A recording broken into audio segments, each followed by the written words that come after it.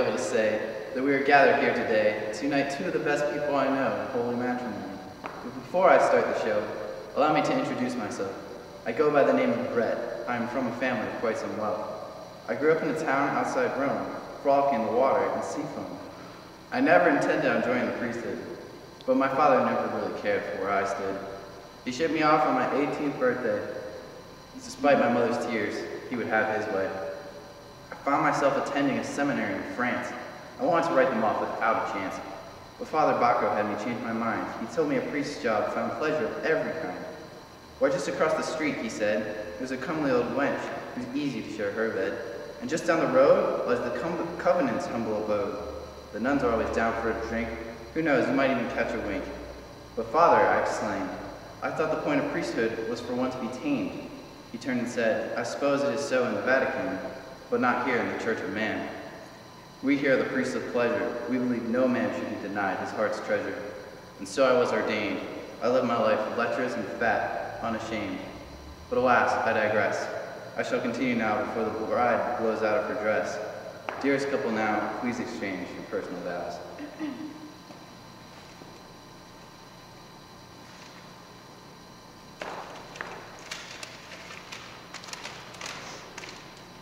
Today here I stand, looking cute as can be. I finally found a man that's worthy of me. Your money keeps my wallet full and clothes new, something my 5 other husbands couldn't do. I love you so much right down to the core, though I never understood why you gave me before.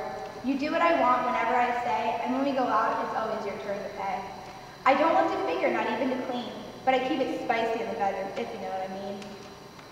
Now don't think for a second I'm some kind of gold digger. I just like all my things to be better and bigger. I love you each day more and more, just as much as your life insurance check is for. I find it revolting when men take control. If they try hard enough, I'll ask to annul. But that's not acceptable, and I'm forced to stay, so I bitch and I moan until God strikes me dead, will pray. That's why I chose you. You have less backbone than a worm, but if you challenge what I say, I'll be sure and make you squirm. Now I've said too much, and you probably think I'm scum, but you can avoid this, darling, if you give me my freedom. I believe that you will, because your tale says it's true. You treat women as you want them to do unto you. This will lead to a marriage that will last quite long. Just remember, my dear, never do me wrong. My vows are now ending, so listen to me. These next 2 couplets are going to be key. So till death do us part, down or uphill, I'll stand by your side as long as I'm in your will. I'll do my best to be patient and kind, even though young men I'll keep on my mind.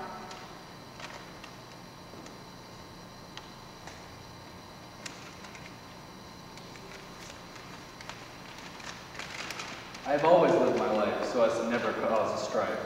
I love to eat, drink, and be merry, almost as much as I love the woman I'm about to marry. In this marriage, we will be equal. I swear to that, under this steeple. I will never try to overpower you, even if it is something I would never do. People may call you my trophy wife, but I have never loved another in all my life. It's nice to have someone to share all this with. Squander your heart, I don't care. My money is as good as yours, and I'll never make you do the chores. At our reception will be a great feast, and anyone can come and eat. I may not be a prince or a king, but I've done my fair share of earning. You could compare my wealth to that of Bill Gates, but comparisons like that, I hate. I am very slow to anger, and never mess with my food, or else you'll be in danger. If I do get mad, the damage to our love will never be bad. I will work hard for our success, so you will never have to stress. With you by my side, my life is complete. You're the part of my life I will never delete. Our love will last long, and our honeymoon will go to Hong Kong. With these words I will close. Patience is the virtue every married couple knows.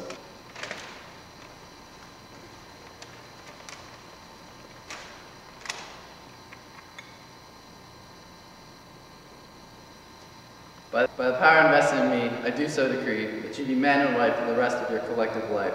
Now let's wrap this up and head outside. For the love of God, kiss the bride. I bring food from all over and keep stomachs full. I've cooked it all, chicken, cow, dog, and even bull. I've made a name for myself, I learned from the best. I've got the intelligence to pass any test. Some say it's easy, this job that I do. Saving money is hard while making it taste good too. I'm frugal and careful before I buy. I will never purchase when prices are high. Well, this bride getting married, she's a spender for sure. She pays and thinks everything's hers. So it's not totally her fault. She's always encouraged by others, her mom, her husband, and even her brothers. They give her money to spend with no limitations. She buys online from all different nations. If you ask for my opinion, she's gotten out of control. She's a materialistic woman. She's barely even got a soul.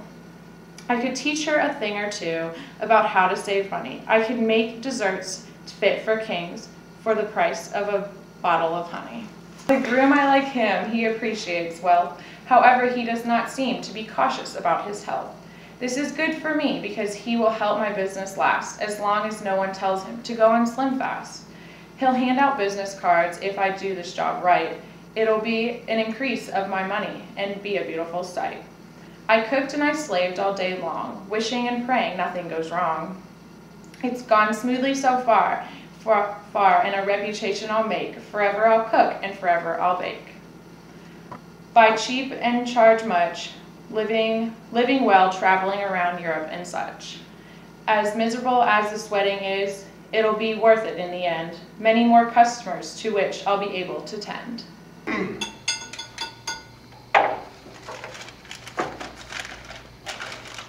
Hello, ladies and gentlemen. I'm here today to give a toast to my best friend again. To the happy couple, I wish you the best, and I hope it works out better than the rest. I have known the bride for some time, back when we were both young and she was still in her prime. Don't worry, darling, I'm just teasing. No need to be displeasing. But now let me introduce myself. I am a man that is seeking great wealth. I work in Vegas as a voodoo mystic. I say random phrases, nothing too cryptic. I tell people what they want to hear, things that take away their fear. I don't care if it actually helps them or not. All I can say is I found the jackpot. Although I have this job, I've always wanted to just sit at home and be a slob. Through this lady here, I've had a lot of opportunities to live off her many unities. All I have to do is make conversation with a man that seems rich enough to run our nation. And she takes over and works and uses her magic. And I guess I'm sort of her psychic. But listen, man, I have a feeling that she finds your promise of equality very appealing. And if you stay true to her, you will find she's a good wife. Sir, I see a bright future for both of you, but remember what is due. You know that my friendship comes with a fee, so I hope you just don't forget about me. My main man, I will do my best to say what I can, for to be honest, my focus here tonight is not on you, my dear friend, but to the birds who have flocked here to the ceremony of the end. You have found your prized love here in our lovely bride, and if she had not been yours, I can say I'd love to have lied with her, and all her beauty shining out, her high-set cheekbones and her, you know what I'm talking about.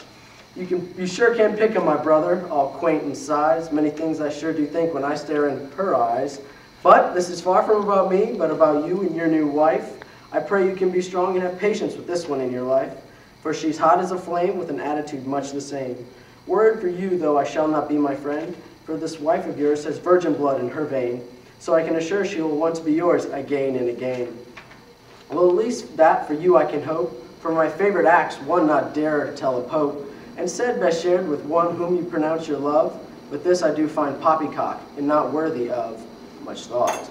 But how glad I am to see you marry here, to see how it's done in the fine acts, and not to forget the free beer. But I'll also be honest and say that I can see the love between you grow greater each day and by day.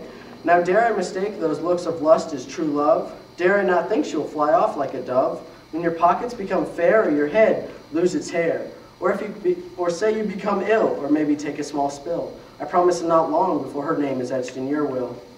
So as you turn gray and can no longer stand at attention, and your conversations might lack in that tension that pulls towards one another in a way that shall not share, but say that when you're done might have messed up your hair, or tousled your clothes like you've fallen down a hill. Off topic I may have strayed when I've given you this toast, but I shall not forget my reason to boast, for you've thrown quite a fine and dandy wedding here, with the red wine and the white wine and the merrymaking spreading.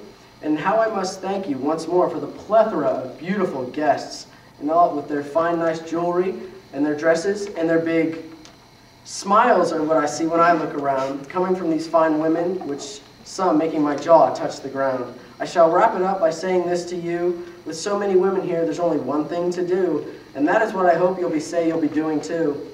When the night comes to an end and the morning comes around, lovers will be plenty, and I'll be more tired than a basset hound. But when time comes and the alarm clock sounds, I'll be heading out the back, getting my clothes off the ground. So one last time, I thank you, my friend, and God bless your marriage and may it last till the end.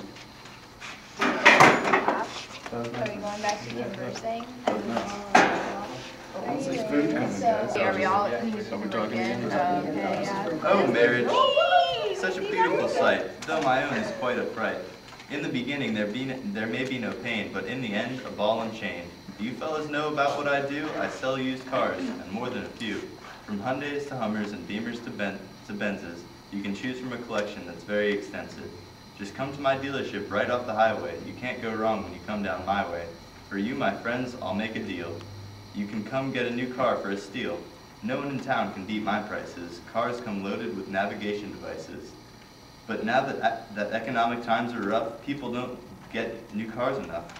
If I don't get people in the driver's seat, my wife and kids won't get to eat. I don't want to sound desperate to make a sale, but it's important that my business doesn't fail.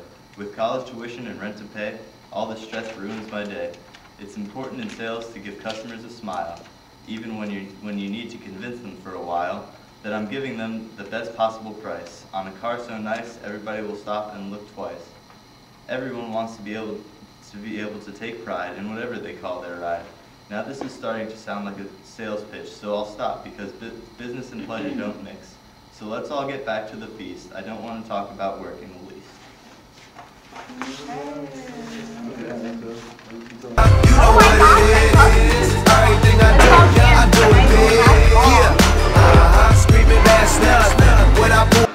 Don't rub me. Do not rub me.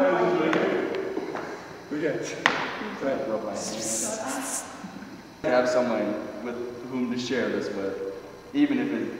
Damn it! Okay, go ahead. I've always loved. Damn it. Just keep recording. Hold on. We'll cut this out. Nah. Kiss her. 3. I'm so glad to see right now. We can go to the teacher and I gotta remember what I say. Like after James is done, then we're going right into